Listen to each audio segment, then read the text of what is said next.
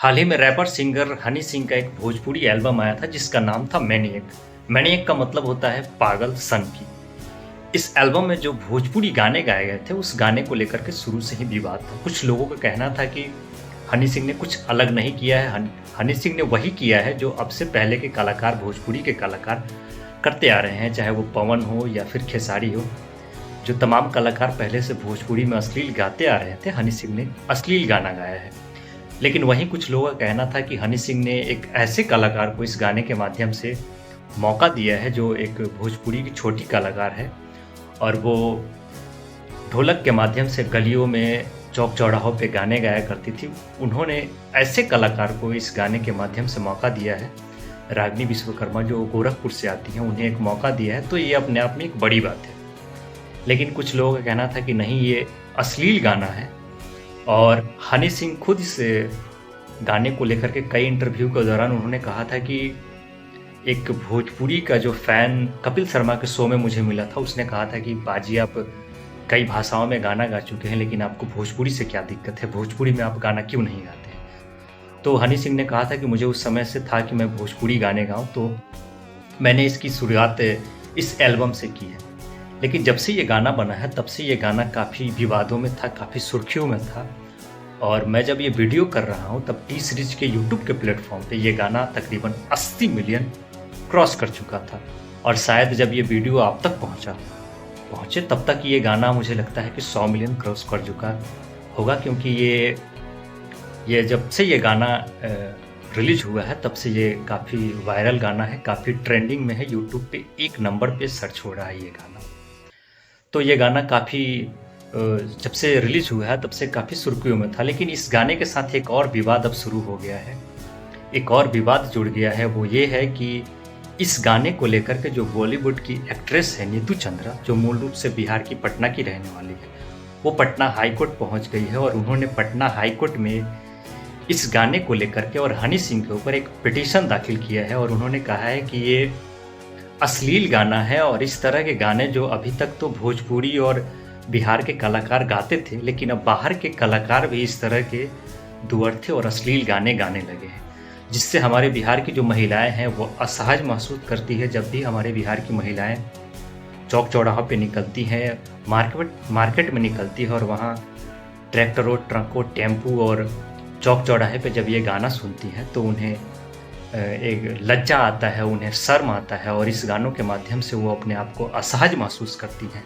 इस गाने के माध्यम से वो अपने आप को, ऐसे गानों के माध्यम से वो डरी सहमी महसूस करती है। तो ऐसे गानों को लेकर के एक नियम बनना चाहिए और भोजपुरी में बन रहे दुअर्थी और इस तरह के गानों को लेकर के पूर्ण प्रतिबंध लगना चाहिए। और इस तरह के बातों को लेकर के वो कोर्ट पहुंची है और साथ ही साथ उन्होंने बिहार के जो डीजीपी हैं उन्हें भी एक पत्र लिखा और पत्र लिख करके उन्होंने इस तरह के गानों पे बैन लगाने के आग्रह किया है। और इस चीज़ को देखते हुए जो बिहार पुलिस मुख्यालय है उसने क्या किया है कि जितने भी बिहार के थाने हैं, जितने भी बिहार के अंतर्गत जितने भी थाने आते हैं, उनको बिहार का जो पुलिस मुख्यालय है उसने एक नोटिस जारी करके, एक लेटर जारी करके तमाम थानों को अवगत करा है कि इस तरह के गाने, जहां भी भोजपुरी के दुअर्थी गाने बजते हुए सुनाई पड़े, बजते हुए दिखाई पड़े, उन पर तुरंत कार्रवाई करना है और भोजपुरी में अश्लील और दुअर्थी गानों को पूरी तरह से प्रतिबंध लगाना है। और इस पे मतलब कि सख्ती से इन चीज़ों को लागू करना है और इसके अंतर्गत जो भी नियम आते हैं उनके द्वारा नियमों के माध्यम से उन पे एफआईआर करना है और इस पे कार्रवाई करना है। क्योंकि जो एक्ट्रेस नीतू चंद्रा है, बॉलीवुड एक्ट्रेस है वो, और मूल रूप से वो पटना के, बिहार की रहने वाली है, तो उन्होंने बिहार के जो डीआईजी है उनको भी एक पत्र के माध्यम से इन चीज़ों के बारे में सूचनाएं दी थी।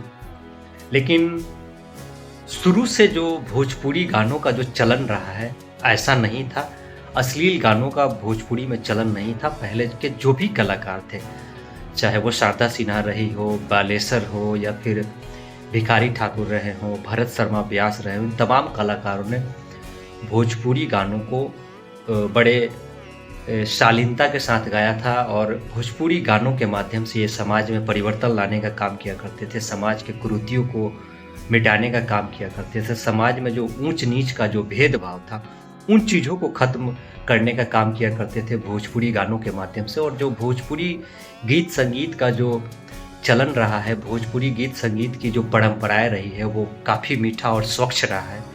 लेकिन जब 90 से 2000 के बीच का जो दौर रहा था, उस दौरान गुड्डू रंगीला और राधे श्याम रसिया जैसे कलाकारों ने भोजपुरी में दुअर्थी और अश्लील गानों का एक चलन शुरू किया, और तब से लेकर के आज तक लगातार भोजपुरी के अश्लील गाने और दुअर्थी गानों का जो दौर रहा था, वो फलता फूलता रहा था। हालांकि शुरू में इन चीज़ों को भोजपुरी के समाज के लोगों ने काफ़ी दबाने का प्रयास किया गया भोजपुरी समाज के लोगों के द्वारा। मुझे याद है कि जब भी उस दौर में जब हम लोग छोटा हुआ करते थे, बच्चा हुआ करते थे, और उस दौर में जब गुड्डू रंगीला और राधे श्याम रसिया के अश्लील गाने जो ट्रैक्टर के माध्यम से उस समय प्रमोट किए जाते थे, और कैसेट का ज़माना हुआ करता था, उस समय जब ये सब गाने ट्रैक्टर पे बजा करते थे, तो जो भोजपुरी समाज के, जो गांव समाज के लोग थे, वो ट्रैक्टर को रुकवा कर के उनके कैसेटों को निकाल के और उसी ट्रैक्टर के चक्का के नीचे रख कर के उस पर गाड़ी को बोलते थे कि इसे कुचल दो। तो जितना भी इन चीज़ों को उस दौर में दबाने का प्रयास किया गया, उतना ये जो भोजपुरी के दुअर्थी गाने हैं, जो भोजपुरी के अश्लील गाने हैं, वो फलता फूलता गया। और आज तो इसका इतना बृहद साम्राज्य बन गया है, इतना मजबूत साम्राज्य बन गया है भोजपुरी में अश्लील गानों का, कि शायद इसे दबा पाना अब असंभव सा लगता है, क्योंकि एक बहुत बड़ा मार्केट बन चुका है भोजपुरी में अश्लील गानों का। हमें लगता है कि रोज़ हज़ारों गाने बनते हैं, जिनमें तकरीबन 95 से 98% गाने अश्लील ही गाने बनते हैं। और भोजपुरी में तो ऐसा है कि हर सीजन में गाने बनते हैं। होली के अलग गाने बनते हैं, दिवाली के अलग गाने बनते हैं, छठ के लिए अलग गाने बनते हैं, दुर्गा पूजा के लिए अलग गाने बनते हैं, शादी में डांस के लिए अलग गाने बनते हैं। तो मुझे लगता है कि हर रोज़ हज़ारों गाने बनते हैं भोजपुरी में, और अब ऐसा है कि इसे दबा पाना असंभव सा है। लेकिन नीतू चंद्रा के द्वारा जो प्रयास किए जा रहे हैं, मुझे लगता है कि नीतू चंद्रा के साथ भोजपुरी के तमाम सामाजिक जो लोग हैं, जो भोजपुरी में अश्लील को ख़त्म करने का प्रयास कर रहे हैं, या भी चाहते हैं कि भोजपुरी गानों से अश्लीलता पूरी तरह से ख़त्म हो जाए, क्योंकि हमारे समाज में शुरू से इस तरह का चलन नहीं था। भोजपुरी गानों में, हमारे समाज में जो गाने बनते थे, वो साफ़ सुथरे गाने बनते थे, उससे समाज को कुछ मैसेज जाया करता था और समाज में परिवर्तन आया करता था। उन गानों के माध्यम से समाज को कुछ संदेश जाया करता था उन गानों के माध्यम से।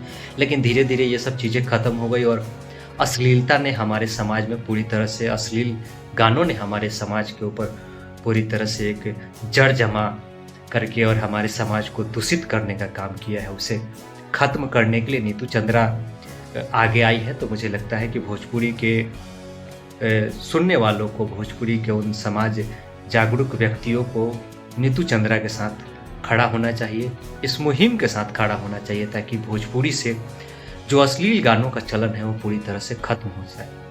बाकी ऐसे चीज़ों को लेकर के आपकी क्या प्रतिक्रिया है? आप अपनी प्रतिक्रिया हमें कमेंट बॉक्स के जरिए दे सकते हैं।